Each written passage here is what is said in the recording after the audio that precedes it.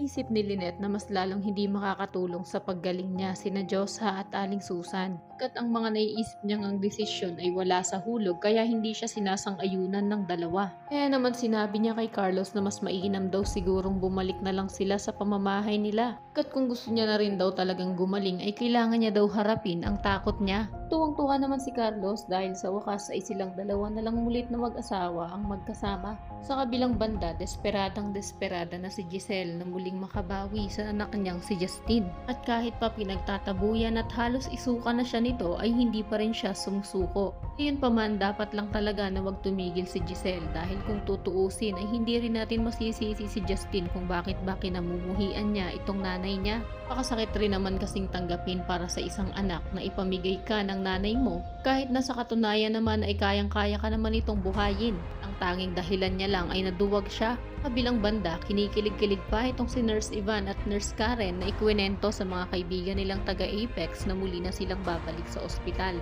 Sabi pa nga nila na mismong si Giselle daw ang nagpabalik sa kanila sa Apex. Hindi naman maikakaila na masayang-masaya si Annalyn para sa mga kaibigan niya. Pero biglang sumingit si Luke at naitanong kung si Annalyn daw kaya ay kailan maiisipan na bumalik sa ospital nila. Habang nakatanga naman itong batang doktora sa matangkad na si Luke ay biglang sumingit si Lyndon at sinabing hindi daw po pwede. Bihira naman talaga itong si Lyndon. Niya naman na dapat naman talaga ay si Annalyn ang nasa Apex at si Zoe ang nasa Eastridge dahil ang tatay nga nitong bruhang doktora ay si Carlos. Mantalang si Annalyn ang legit na tanyag. Kabilang banda, nanginginig-nginig pa si Moira na tinawagan si Zoe para sabihing mag-prepare na daw ito ng mga gamit niya dahil aalis daw sila para magbakasyon. Kabahan nga daw kasi siya na baka isumbong sila ni Lolo Pepe. Di naman kaya gising na nga talaga itong matanda? At paano naman sila maisusumbong ni Lolo Pepe kung nakakomatose pa ito?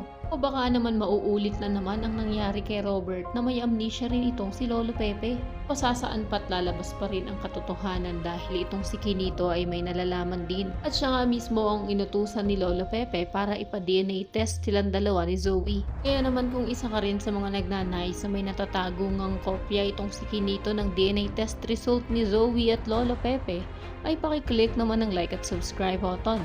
Maaari ka rin mag-iwan ng komento sa ibaba para sa iyong mga saloobin at suwestyon. Maraming salamat sa iyong panonood.